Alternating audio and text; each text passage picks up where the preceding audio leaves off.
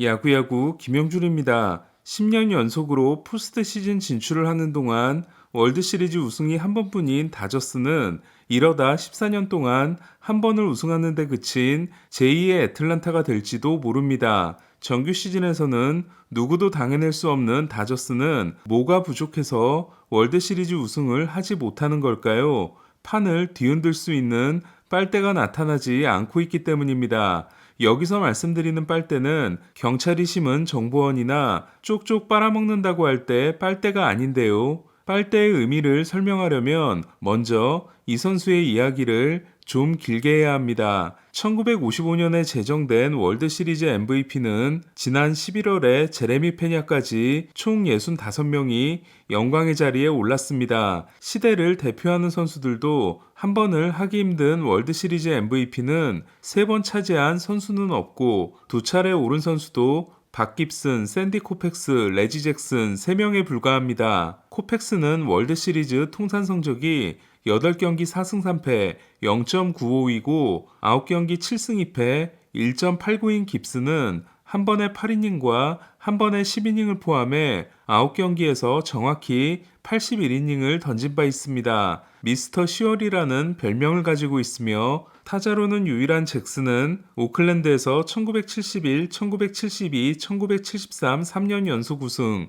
양키스에서 1977, 1978 2년 연속 우승으로 5개의 월드시리즈 우승 반지를 가지고 있으며 1973년 오클랜드와 1977년 양키스에서 2차례 월드시리즈 MVP가 됩니다. 잭슨의 월드시리즈 통산 OPS는 1.212로 20경기 이상 출전한 선수 중 절묘하게도 1.214를 사이좋게 기록한 베이브루스와 루게릭에 이은 역대 3위에 해당됩니다. 본인을 상징하는 경기가 된 1977년 월드시리즈 6차전에서 잭슨은 4회 4대3으로 경기를 뒤집는 초구 투런 홈런, 5회 7대3으로 달아나는 초구 투런 홈런, 8회 8대3으로 쐐기를 박는 초구 솔로 홈런을 날려 베이브루스에 이어 역대 두 번째로 월드시리즈 3홈런 경기를 달성합니다. 월드시리즈 3홈런 경기 달성자는 1926년과 1928년의 루스,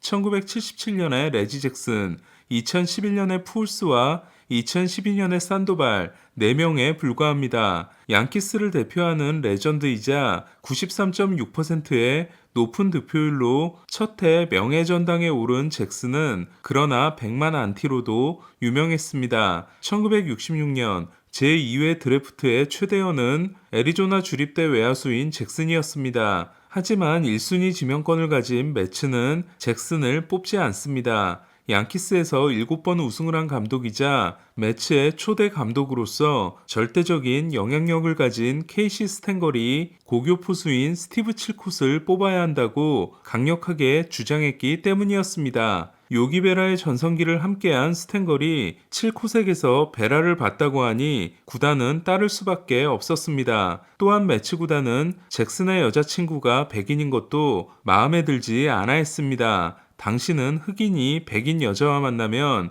백인 사회와 흑인 사회 양쪽으로부터 엄청난 공격을 받는 상황이었습니다. 이에 아버지가 흑인이고 어머니가 백인인 지터는 어렸을 때 동네 구경거리였다고 하며 슈얼터 감독은 지터의 바른 태도와 강력한 멘탈이 이런 환경을 견뎌냈기 때문일 거라고 이야기한 바 있습니다. 다시 잭슨 이야기로 돌아와서 이렇게 잭슨을 놓치게 된 매츠는 심지어 칠콧이 메이저리그 데뷔에 실패하는 최초의 1순위 선수가 되기까지 합니다. 최고의 실력을 자랑했지만 겸손함은 눈꼽만큼도 없었던 잭슨은 친척벌이며 역시 건방지기로 유명했던 베리 본즈도 명함을 못 내밀 정도였는데요. 오클랜드의 찰스 필리 구단주, 경기도 중 멱살잡이를 한 빌리 마틴 감독과는 물론이고 동료들과의 충돌도 빈번했습니다. 특히 양키스의 주장이며 올드스쿨 마인드로 무장한 서먼 먼슨과는 물과 기름의 관계였습니다. 5년 296만 달러라는 당시로서는 파격적인 계약을 맺고 1977년 양키스에 입단한 잭슨은 그해 6월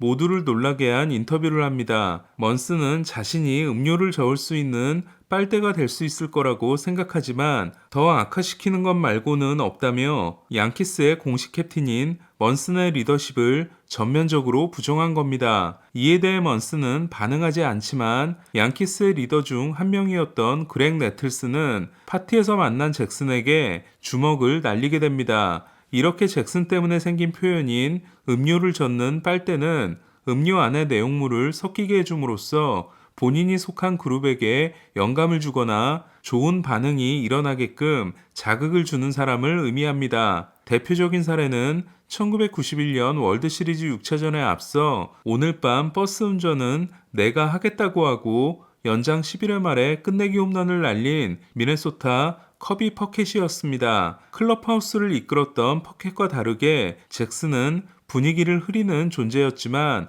경기에서만큼은 양키스라는 음료를 최상의 맛으로 섞이게 한 빨대의 역할을 완벽히 하게 됩니다. 이렇게 사고 뭉치지만 큰 경기에서 더 뛰어난 활약을 하는 잭슨과 달리 최고의 인격자로 유명했지만 1981년 월드시리즈에서 22타수 1안타에 그친 데이브 윈필드를 보스는 계약 문제까지 더해 대놓고 싫어하게 됩니다.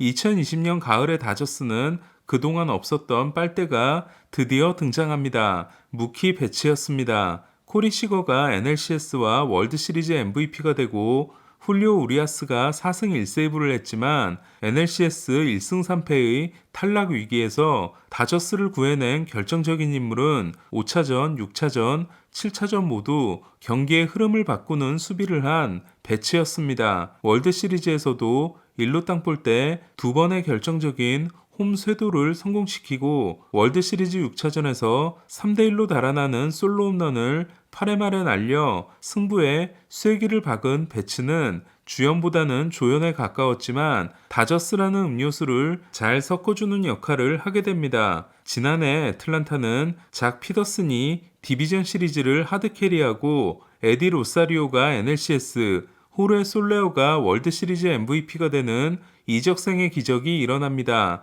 하지만 프레디 프리먼의 활약도 요소요소에 숨어 있었습니다. 프리먼은 미러키 타선이 드디어 터지기 시작한 디비전 시리즈 4차전에서 조시 헤더를 상대로 8회 말 결승 홈런을 때려냈고 NLCS 마지막 4경기에서 12번을 출루했으며 월드시리즈에서도 휴스턴 투수들을 괴롭히며 전경기 출루를 합니다. 사실 포스트 시즌 같은 단기전에서는 전혀 예상하지 못한 선수가 등장할 때가 많습니다. 자이언츠가 파드리스로 가는 걸 막기 위해 클레임을 걸어 데려온 코디 로스는 2010년 NLCS MVP가 되며 베리 로스로 불렸고 2018년 마감 시한 때 토론토에서 데려온 스티브 피어스가 보스턴의 월드시리즈 MVP가 될 줄도 몰랐습니다. 하지만 지난 마감 시한 때 페이롤이 턱 밑까지 차올라 있었던 다저스는 임팩트를 줄 수 있는 선수를 영입하지 못했고 그나마 골랐던 조이 갈로도 전혀 기대에 미치지 못하게 됩니다. 올해는 필요하지 않다며 자신만만했던 다저스는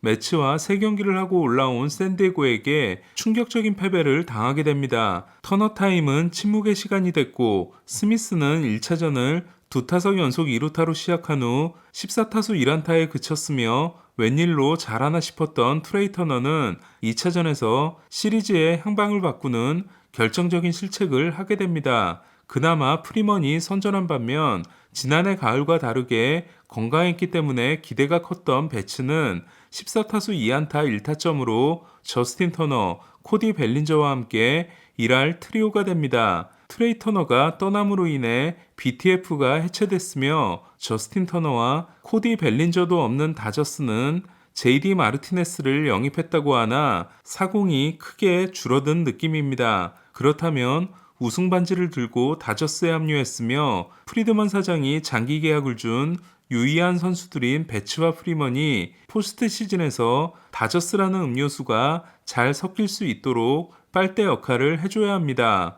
쑥과 마늘을 먹고 이번 겨울을 난 다저스는 믿을 만한 선수는 줄었지만 배츠와 프리먼이 잘 버텨준다면 내년 마감 시한 때는 더 많은 빨대 후보들을 영입할 수 있을 것으로 생각합니다. 14년 동안 애틀란타는 가을을 대표하는 투수로 스몰츠가 있었지만 가을을 대표하는 타자는 없었습니다. 지난 10년 동안 다저스 역시 마찬가지였습니다. 과연 다저스는 음료를 젓는 빨대, 즉 단기전에서 스파크를 일으켜줄 선수가 등장할 수 있을까요? 그러고 보니 다저스는 2016년 월드시리즈 7차전에서 비로 17분이 중단되는 동안 클럽하우스 연설을 했던 헤이워드를 영입했습니다. 박효준은 이번 겨울에만 세 번째 DFA가 됐습니다. 애틀란타는 스프린트 스피드 상위 2%이자 외야 수비가 뛰어난 일라이 화이트를 텍사스에서 트레이드로 데려오면서 박효준을 40인 로스터에서 제외했습니다. 11월 23일 피츠버그에서 DFA 되고 25일에 보스턴으로 트레이드 됐으며 12월 14일 보스턴에서 DFA 되고 17일에 애틀란타로 트레이드 됐던 박효준은 또 다른 팀이 데려가지 않을 경우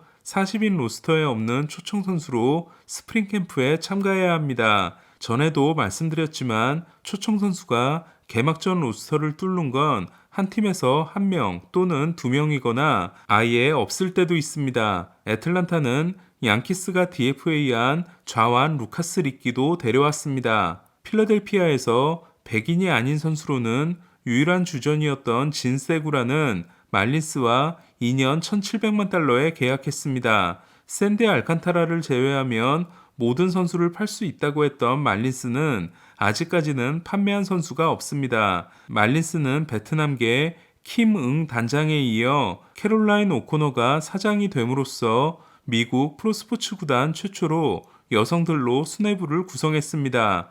2017년에 타율 3할 3리, OPS 0.907을 기록하고 이후 5년 동안 2할 3푼 1리, 0.673에 그침으로써 사인 훔치기의 수혜자로 의심할 수밖에 없었던 마인 곤잘레스는 오릭스 버펄로스에 입단했습니다. 무라카미 무네타카의 야쿠르트를 꺾고 올해 재팬 시리즈 우승을 한 오릭스는 요시다가 보스턴에 입단한 바 있습니다. 오늘 소식은 여기까지입니다. 그럼 저는 최세길 기자와 함께 오후 6시 네이버 라이브로 찾아뵙겠습니다.